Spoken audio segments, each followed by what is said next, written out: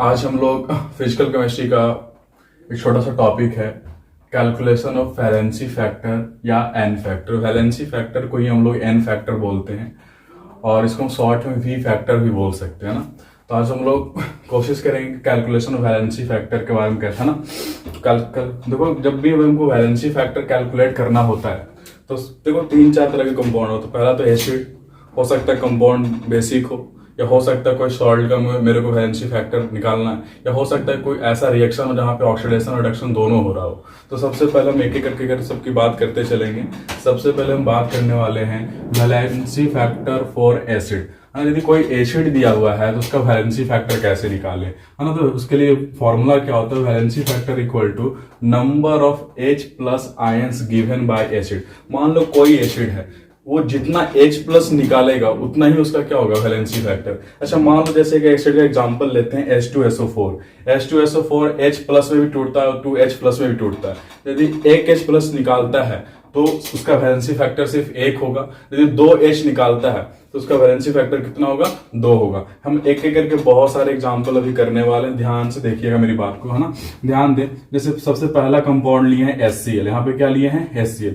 इस कंपाउंड, इस एसिड के पास सिर्फ एक H प्लस है, सिर्फ एक H प्लस ये निकाल सकता है। यदि सिर्फ एक H प्लस यहाँ से निकालेगा तो इसकी वैलेंसी फैक्टर कितनी होगी, 1 होगी। अच्छा, मान लो दूसरा एग्जांपल लिए H2SO4। देखिए, जब भी कोई एसिड दिया हो ना तो सबसे पहले आप उसका स्ट्रक्चर ड्रॉ कर ले। कई स्ट्रक्चर ड्रॉ करने के बाद मेरे को बहुत इजी होता है बताने में कि वैलेंसी फैक्टर कितना होगा। कई क्वेश्चन पता चल जाता है कितना H प्लस निकाल सकता है वो। यदि हम H2SO4 को देखें तो H2SO4 का स्ट्रक्चर कुछ इस तरह से होगा। देखिए, यहाँ पे जो हाइड्रोजन है, हमको एसिडिक H देखना है। अच्छा, एसिडिक H कैसे देखते हैं, जो इलेक्ट्रोनेगेटिव एटम से H जुड़ा हो। ध्यान से देखिए, ये H इस ऑक्सीजन से जुड़ा है।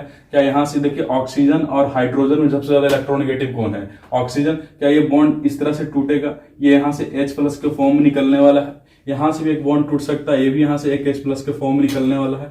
तो इस H2SO4 से कितने H प्लस निकल रहे हैं, 2, एक यहाँ से और एक यहाँ से। यदि 2 H प्लस निकल रहे हैं तो हम बोल सकते हैं कि इसका वैलेंसी फैक्टर कितना होगा, 2 होगा, है ना। क्लियर है। देखो, एसिड के लिए सिंपल सी बात है, जितना H प्लस निकलेगा वही उसका वैलेंसी फैक्टर होगा।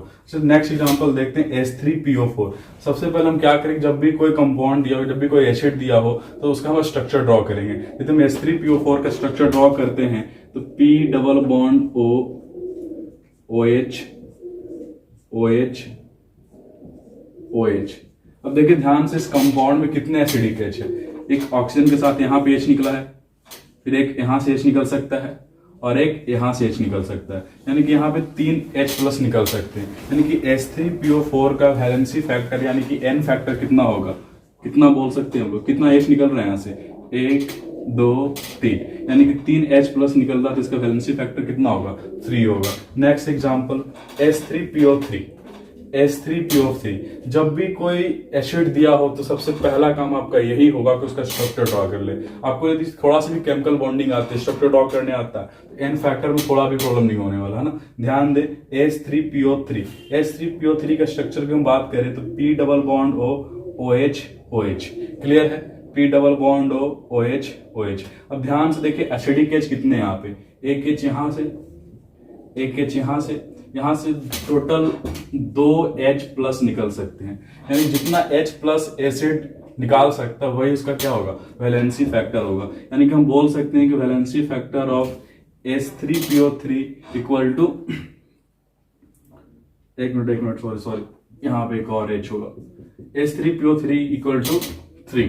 देखिए H3PO3 यहाँ पे 3 हाइड्रोजन, सॉरी, यहाँ पे देखिए P double bond OH OH OH। Clear है ना। तो आप ये कर लेंगे आराम से, बहुत इजी होता है। जितना H प्लस निकलेगा वही उसका क्या होगा, वैलेंसी फैक्टर होगा। बहुत आसान है। अच्छा, हम लोग एसिड के लिए वैलेंसी फैक्टर निकाल लिए, उसी तरह से हम निकाल लेंगे बेस के लिए, उसी तरह से हम निकाल लेंगे सॉल्ट के लिए, उसी तरह से हम ऐसे कंपाउंड का निकालेंगे जहां पे ऑक्सीडेशन रिडक्शन दोनों हो रहा हो, है ना। हम लोग इससे पहले वैलेंसी फैक्टर फॉर एसिड पढ़ लिए थे। एसिड में क्या था कि कोई भी एसिड जितना H प्लस रिलीज करेगा वही उसका वैलेंसी फैक्टर होगा। यानी कि आपको जब भी कोई एसिड दिया हो तो सबसे पहले आप उसका स्ट्रक्चर ड्रॉ कर ले, स्ट्रक्चर के बाद देख ले कि कितने एसिडिक H उसके पास है। जितना जब मालूम हो सकता है कि कोई एसिड दो तरह के बिहेवियर शो कर रहा हो, रिएक्शन पर डिपेंड करेगा कि उसका वैलेंसी फैक्टर कितना हो सकता है। जैसे एक अच्छा सा एग्जांपल लेते हैं H2SO4 को। मान लो H2SO4 हम लिए हैं, मतलब H2SO4 से सिर्फ एक H प्लस निकल रहा है, यहाँ पे सिर्फ एक H प्लस निकला है, तो इसका वैलेंसी फैक्टर कितना होगा? एक। लेकिन मान ले इसी H2SO4 से दो H प्लस निकल रहा है, तो इसका वैलेंसी फैक्टर कितना होगा? दो। क्लियर है ना? मान लो एक एग्जांपल्स लेके समझते हैं। H2SO4 का एक रिएक्शन हम करवा रहे हैं NaOH से। NaOH क्या है? Na पे प्लस और OH पे माइनस। यदि हम इसका सिर्फ एक मोल यूज कर रहे हैं तो इसका एक H निकाल लेगा, यानी कि एक H यहाँ से और OH मिलकर हमें देगा वाटर, और यहाँ पे क्या बन जाएगा? NaHSO4। यानी कि ध्यान से देखिए, इस H2SO4 का यदि हम वैलेंसी फैक्टर निकाल रहे हैं तो इस रिएक्शन में ये H2SO4 सिर्फ एक H प्लस निकाल रहा है। यदि सिर्फ एक H प्लस निकाल रहा है तो इसका वैलेंसी फैक्टर कितना हो जाएगा? 1। अच्छा, इस दूसरे रिएक्शन में ध्यान से देखें, H2SO4 यहाँ पे 2 मोल NaOH से रिएक्ट कर रहा है, तो इसका हम 2 मोल यूज कर रहे हैं यहाँ, तो ये OH माइनस इसका 2 H निकालेगा, यानी कि इसके पास 2 H यहाँ से निकल जाएंगे। तो अब इस H2SO4 का वैलेंसी फैक्टर कितना होगा? 2 होगा। क्योंकि देखिए यहाँ पे 2 हाइड्रोजन थे, अब इसके पास एक भी हाइड्रोजन नहीं है, यानी कि 2 H यहाँ से निकल चुके हैं। यदि हम बात करें कि यहाँ पे वैलेंसी फैक्टर कितना हो सकता है इसका, तो कितना होगा? 2 होगा। यानी कि इस वाले एग्जाम्पल से मेरे को एक बात समझ में आता है कि डिपेंड करता है कि रिएक्शन में कितने H प्लस निकल रहे हैं। यदि एक H प्लस निकल रहा है तो उसका वैलेंसी फैक्टर 1 होगा, यदि 2 H प्लस निकल रहा है तो उसका वैलेंसी फैक्टर 2 होगा। ये डिपेंड करता है रिएक्शन पे।